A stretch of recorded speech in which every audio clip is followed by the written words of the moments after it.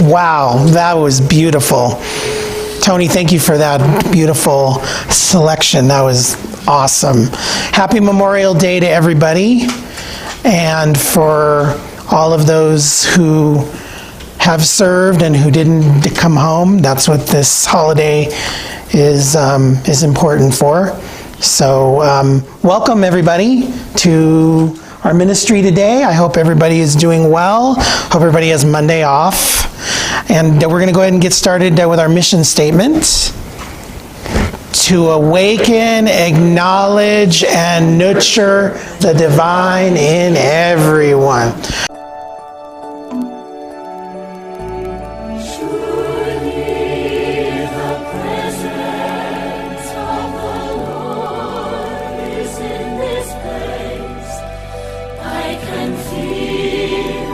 Mighty power and His grace.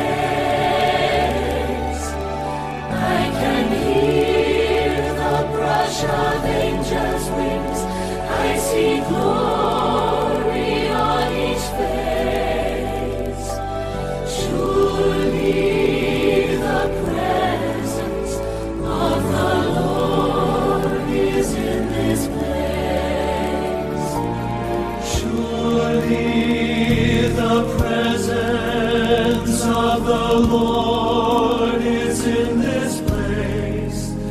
I can feel His mighty power and His grace. I can hear the brush of angels' wings. I see glory on His face. Surely the presence of the Lord is in this place. Surely the presence of the Lord is in this place.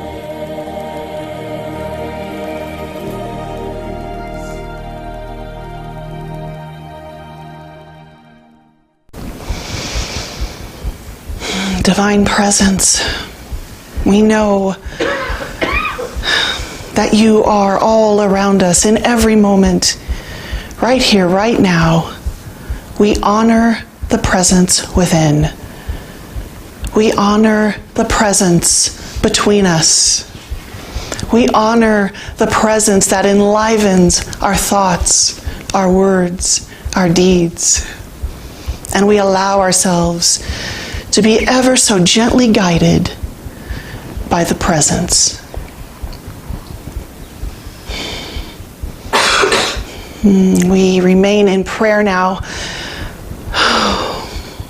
as we call to mind those who are weighing heavy on our hearts, those who we see as in need of a reminder that they too are the presence. And so I invite you now to call their names out loud. Vicky, Ron,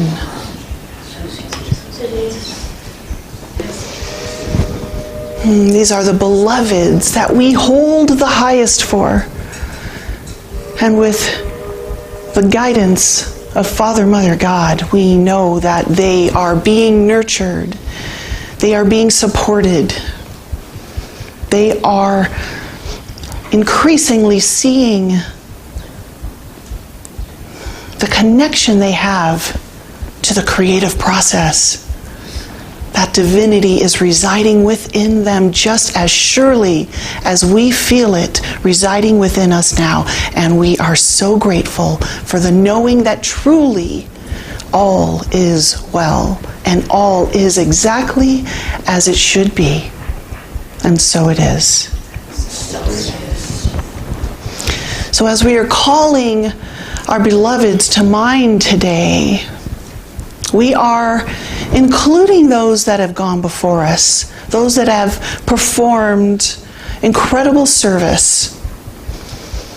And it is easy to think of those who have performed service that is so intimately giving of themselves when we think of our service members. But we also want to include those who are serving humanity in their own way. And so I'm asking you to call these people to mind because we are honoring them today. And I would really like to invite you, when we have a microphone, if anyone is comfortable just speaking the name of and maybe telling a sentence of who they were and how they served, so that we can really bring them into the service and be mindful of them throughout this entire service, because we're going to continue to be honoring them. So is there someone on your heart whom you have lost? We know that we never truly lose anyone, but is no longer with you in the same sense that they may have been at one time. Someone you saw as somebody who was in service to humanity. And we don't have to think of Gandhi, right? We can think of the real people that we know that are very giving of themselves. For me, it was my grandfather, Joseph Poma. He passed away, was he 93 and 94? This was several years ago, and he led a very normal life. You know, he raised children. He was a traveling salesman in the 50s and 60s, sold all different sorts of things. But in his selling, he was connecting with people. He was letting people know that they are worthy. And that is what he brought to his family relationships. He gave us the stability, the reminder that we are centered already. We just have to bring our focus back to it. That was his service to family. Just being that rock. Being the one who was always calm, who always knew the right words to say, who was very giving of his time, his talents, his treasures. And he served humanity just by being who he was. He left the world in a better place than when he got here. Does anyone else have anyone they would like to share with the group? Someone we all know, Irene. When I first came to Unity, Irene was a beacon of light for me. She invited me into her heart. And that was a very, very, very special experience to have known her. And I think of her often since her passing and crossing over. She, well, we all have had an experience with Irene. Yeah. And that was unique in my experience. So. I'll say my dad, Kenneth Leon Foster, he was in the Merchant Marines in World War II. And very honest, dignified man. He was like your grandfather, said the right thing, always calm, kept the family together. And he was a prankster. A prankster, awesome. I really loved him. Your dad? Yeah, he adopted me when I was old. And he had taken care of me since I was probably 5 or 6. Yeah. And I really loved him a lot because of what dads do. Yeah. That's wonderful. He may not have given you life biologically, but he gave you life in his relationship with you, which gave you that spiritual confidence you needed, right? To go on and live the life you led. That's wonderful. That's a great service. All right, well, we all have people that we've lost, right? We all have someone in mind. And I would just like you to expand what we're doing here today to include everyone who has been in service to humankind. And let's do that as we recite the Our Father. Our Father, who art in heaven, hallowed be thy name. Thy kingdom come, thy will be done, in earth as it is in heaven. Give us this day our daily bread, and forgive us our debts, as we also have forgiven our debtors. And lead us not in temptation, but deliver us from evil. For thine is the kingdom, and the power, and the glory, forever. Amen. Okay, our meditation today is going to be a song that Jeannie will play. You have the words.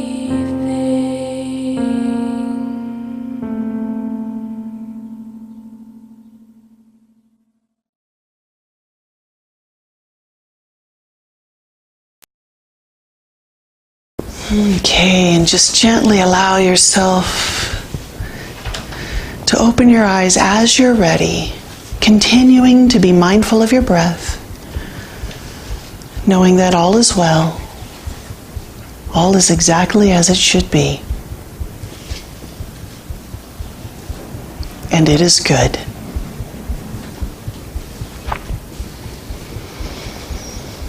Okay. Taking a deep breath, let's just take in this moment with gratitude that we are here together. We showed up, we answered the call, and there is so much joy that we can find here. So I hope we do this. This isn't going to be a somber journey we're taking on today. I mean, there are some hard truths to our history. And to the way humanity interacts and creates chaos. But in unity we know that chaos is a creative force, and the old must die to the new. So it's all good. It's all part of the great plan. How did you like that first song, Great is Thy Faithfulness? Oh, wasn't that amazing? We're going to be talking a little bit about faith today. Our power of the month, as you see by the purple flowers and the purple candle, the power is power. But we've just got so many sub-themes today. Our theme for the month that we're doing for the year this month is honoring memories. And the affirmation is, we are now and forevermore one in the love of God. And so, I wanted to go to faith today because we send our men and women out into combat, and we want to honor the faith that they have in the ideology of our nation, right? That's a huge leap of faith that they're making. On Faith from our 12-hour candlelighting service that we do on Christmas, we say that which you believe in love, fear, or hate at the subconscious level determines your conscious perception of reality. So at the level of which you're believing something, at the subconscious level, determines your perception of reality. There are many wonderful positive attitudes you have built into your subconscious by saying yes to them. If you have a prosperity consciousness, you have said yes so often to prosperity that you have built it into your subconscious mind. You have a yes attitude toward it, and you are constantly drawing it to you from God.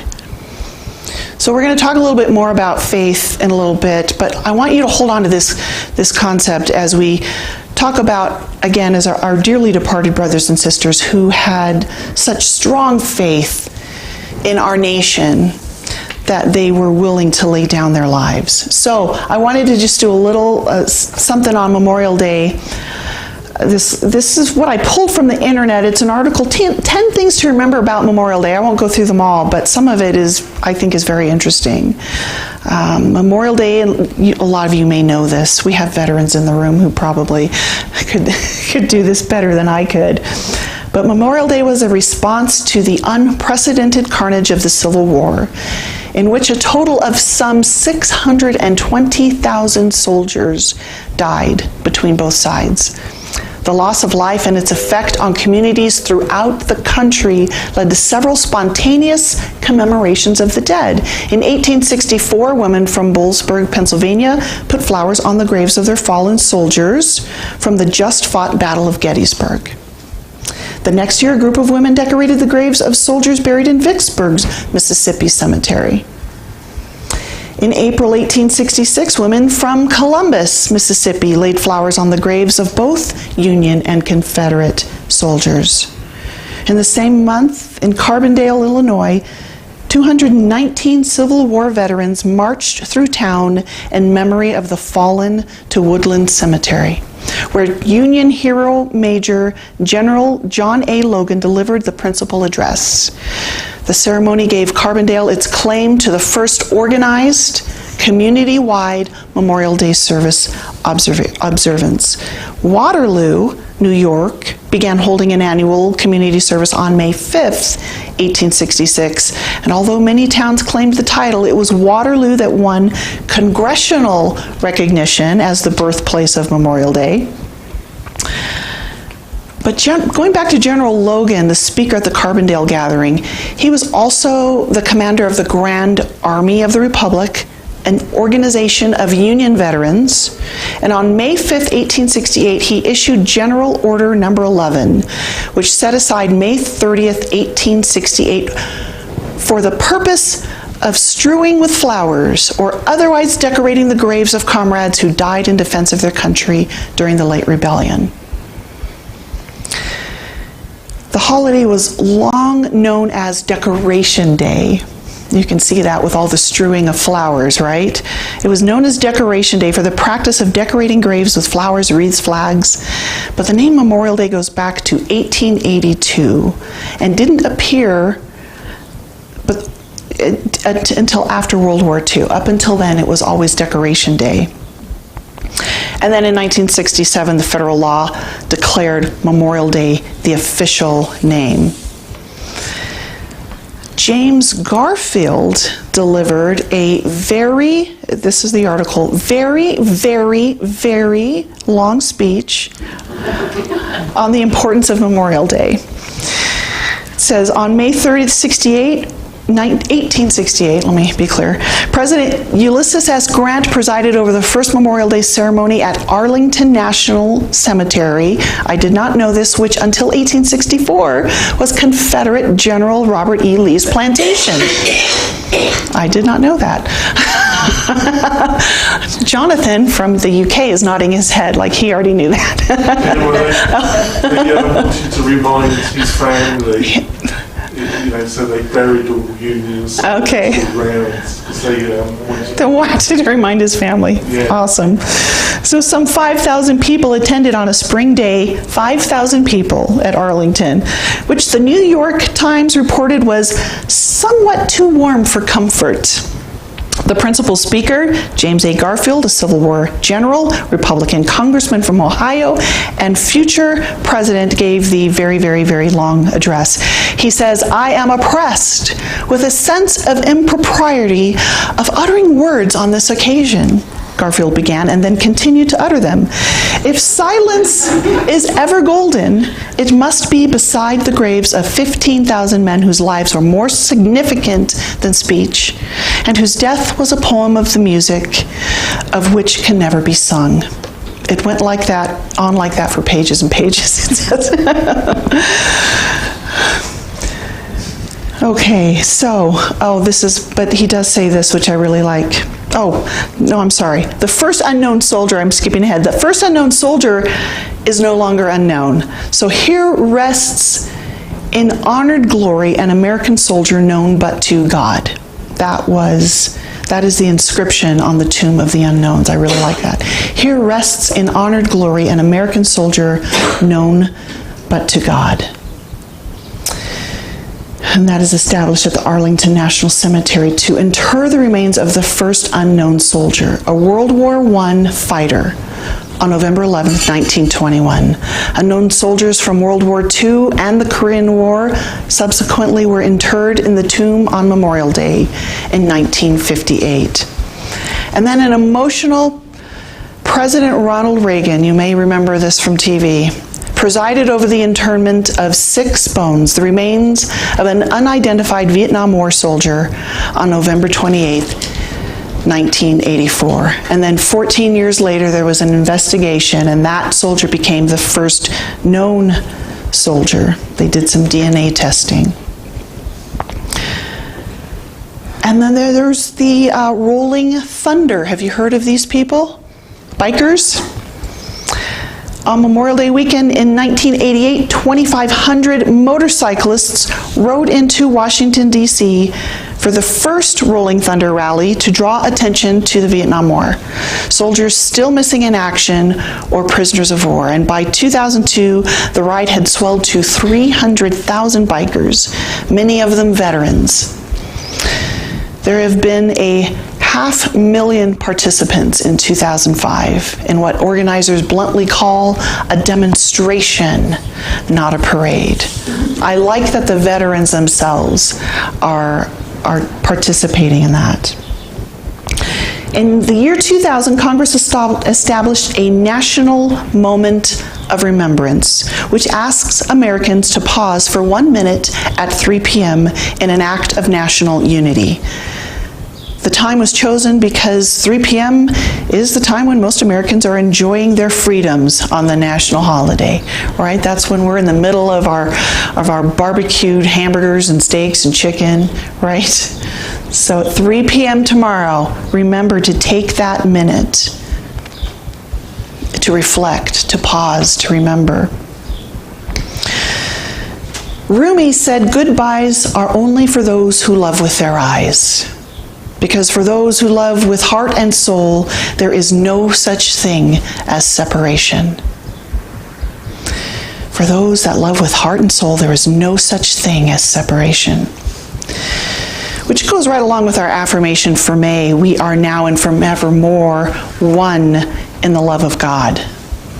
We are one in God's love. We are one. So when our beloveds are in combat, through oneness, their pain and suffering is assimilated into race consciousness. All of our thoughts are connected. We must use the love that we know ourselves to be. Maybe you can practice this at 3 p.m. tomorrow. Use the love that you know yourself to be through Christ consciousness to soothe and heal, to offer high-minded, loving thoughts only for good and the highest outcome of every situation. Now, what better way to honor the dead than by living well and continuing on in their spirit of service? What we do matters. That we serve humanity matters. How we serve does not matter. We have choice. We can do what our hearts desire. You can serve mankind by volunteering here at church. Or you can serve mankind by walking the proverbial elderly lady across the street. There are opportunities to serve all around us. And I cannot imagine anyone in this room not jumping up to help anyone in need if they were right in front of you. Someone is carrying a heavy load, and you rush to open and hold the door before they have to ask for help. That is a consciousness of service. And as grateful as we all are for our servicemen and women, we don't have to put our lives on the line in order to follow in their spirit of service. We can do it from our living rooms when Marlo Thomas comes on the TV and telling you that your donation will make a difference in the life of a family whose child may be terminal. And you race to the phone before the telephone number vanishes from the screen, right? We just have that propensity to want to help. It's the little things that each one of us does every day to support one another on this planet that makes a world of difference. And it's never too late to look for a new way to serve. This comes up for us fairly often. At 94, Charles Fillmore wrote the personal affirmation, "I fairly sizzle with zeal and enthusiasm and spring forth with a mighty faith to do the things that ought to be done by me." It's never too late. He wrote that when he was 94. Jesus had a statement of faith too, although his wasn't an affirmation, it was a parable. He says, "For truly I tell you, if you have faith the size of a mustard seed, you will say to the mountain, 'Move from here to there,' and it will move. And nothing will be impossible for you." I'm going to read that again. These parables, they're just like a sentence or two. And so we don't want to miss it. "For truly I tell you, if you have faith the size of a mustard seed, you will say to the mountain, 'Move from here to there,' and it will move, and nothing will be impossible for you."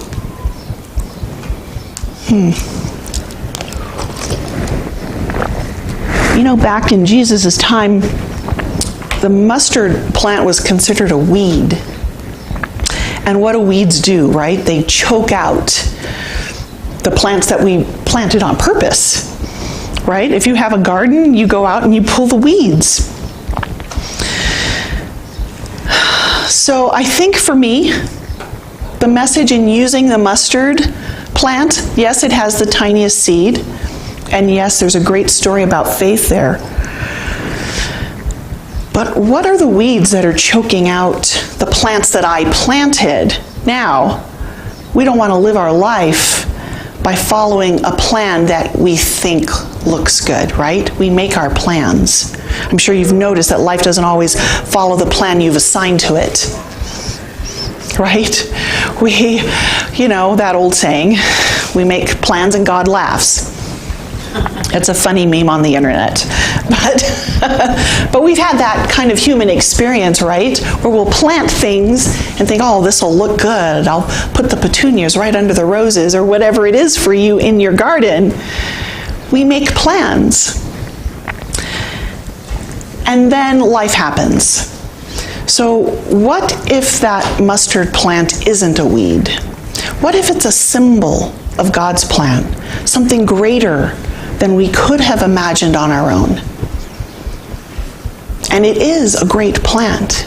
From that little tiny seed, growing this bush the size of a tree. how we find the things that ought to be done by me is by having the faith in God to remember to step out of the way and allow the intelligence of life with a capital L, to show us God's plan. And not a God out there, right? But in here, in Christ consciousness. So we try to get out of the way, and maybe things don't work out great at first. We're trying to get out of our own way and let God's plan develop. And it's difficult because we're not used to giving over control. So then what happens? A mountain appears. The mountain in the parable appears right before you. A mountain of obstacles, of doubt, of fear, of confusion. The mountain appears as a block to tell us we're not listening to and following the directions of that still small voice. So what does your still small voice say? Charles has said, I fairly sizzle with zeal and enthusiasm and spring forth with a mighty faith to do the things that ought to be done by me. By me. We each have our special path. Just follow your desires, your passions. Keep your eyes, your ears, your heart open for opportunities that engage you in your world in ways that matter to you. Just by doing what makes you happy, you honor those who have given their lives for your freedom. And keep the faith of that mustard seed. Remember, that little seed is within you and grows by placing attention on it, by watering it with our attention. The mountain vanishes the moment we return our focus to the stillness. And in and from the stillness, all things are possible. From here, we always know what the things are that ought to be done by me. That is faith. Move your mountains. Envision that mustard seed growing into a great plant.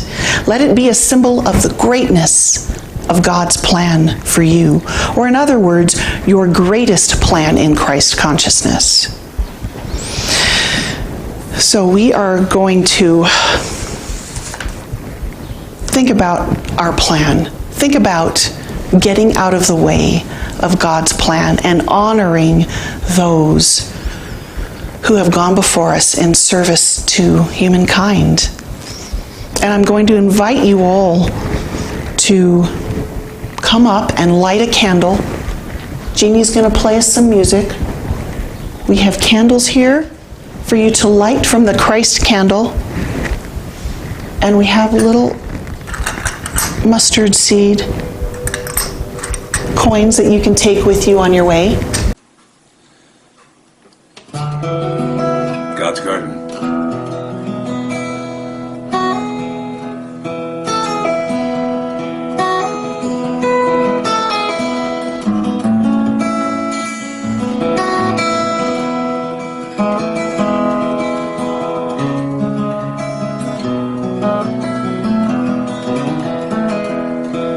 God looked around his garden and saw an empty place. So he looked down upon the earth and saw his tired face. He saw the road was getting tough, the hills were hard to climb. So he closed his weary eyes and whispered, "Peace be thine." That day, God called him home. "Come with me, my weary child. May you leave your troubles far behind. You have traveled this world down a rugged road. Child, I've come to lead you home.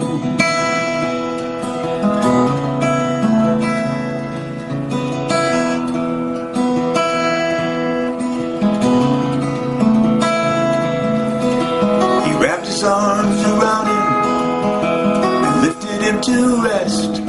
God's garden must be beautiful. He always takes the best.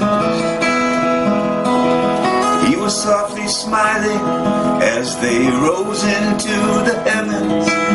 He blew us one last kiss before he said goodbye. That day, God called him home. Come with me, my weary child. May you leave your troubles far behind. You have traveled this world down a rugged road. Child, I've come to lead you home.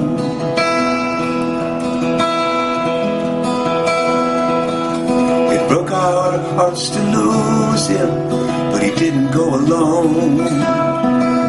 For part of us went with him the day God called him home. Called him home. Come with me, my weary child. May you leave your troubles far behind. You have traveled this world down a rugged road. Child, I've come to lead you home. I have come to lead you. Child, I've come to lead you home. I have come to lead you. Child, I've come to lead you home.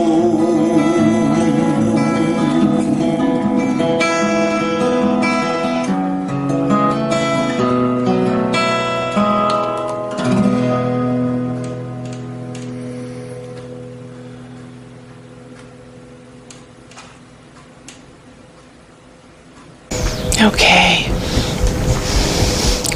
Hold your candles.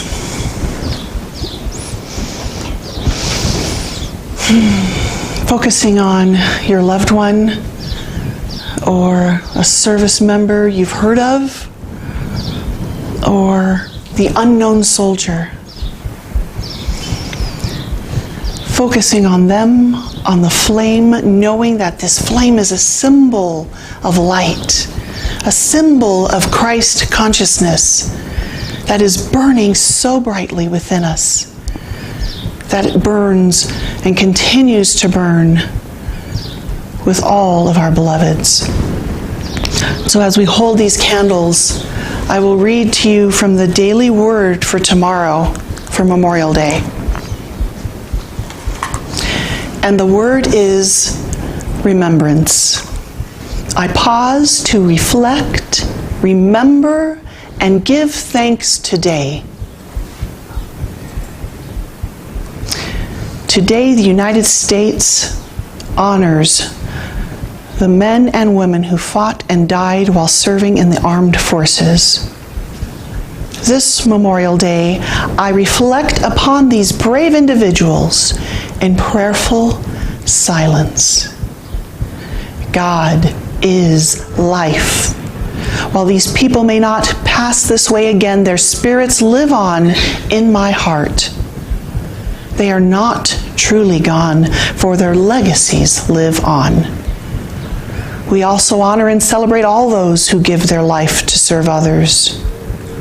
I am grateful to know that their spirits continue to be one with the Spirit of God, and because of this, I can never be separated from them, nor they from me. I pause to reflect, remember, and give thanks today.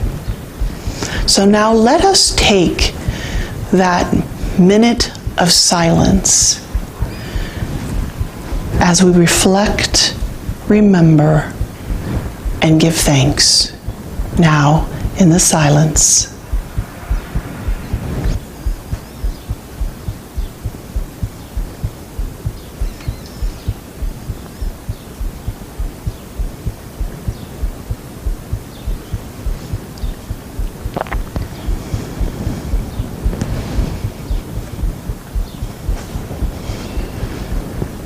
And so once again, returning your awareness to my voice as I read from 1 Corinthians 12:26.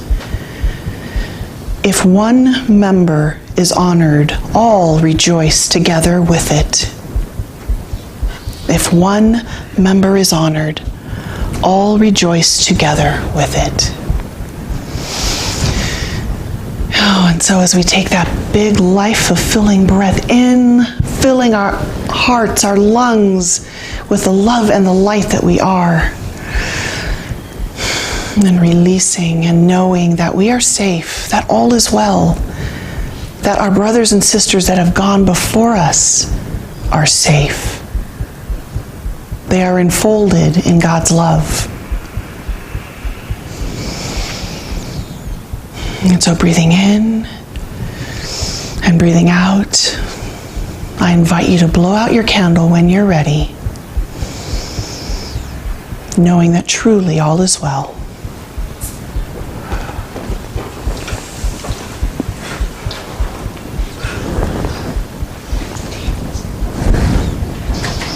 And so it is.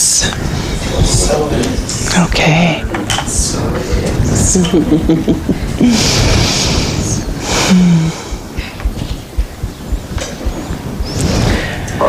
Okay, how's everybody doing? Wonderful. Good. All right, we are at the place in our service where you get to give back with your gifts, your tithes, your love offerings, the gifts that you have brought to share. And I invite you to take them, take your gifts, hold them in your hands, and let's say our blessing together. Divine love, flowing as me, blesses and multiplies all that I am, all that I have, all that I give, and all that I receive. And I am grateful.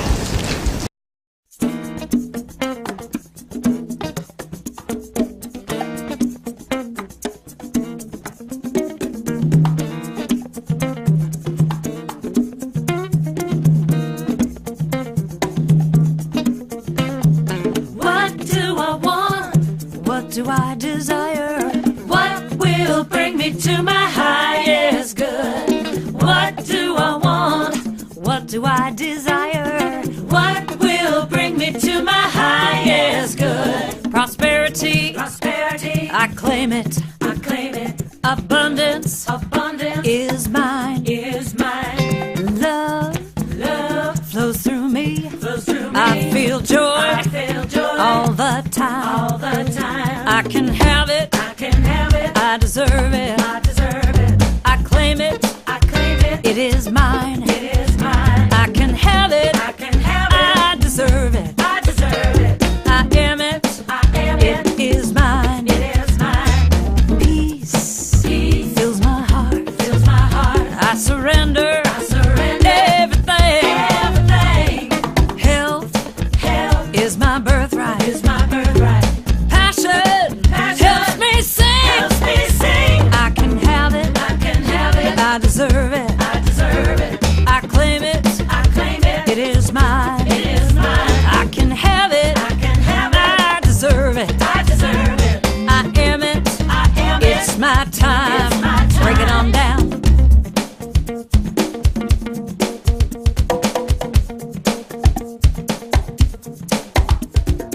Anything I want, anything I desire, anything that brings me to my highest good. Anything I want, anything I desire, anything that brings me to my highest good. I release, and let go, I accept, what is mine, I can have, what I want, and let spirit, direct the flow. Life is good, life is fun, life is great, this song is done. I invite you to bring your attention right back up here one more time As we honor the gifts that have been given, we know that as we give, we receive. And we know that our gifts are going forth and multiplying into the ethers and bringing back to us a wealth of prosperity, of health, of peace, of joy. And we accept these gifts from God the Father. And we know that it is good. And so it is.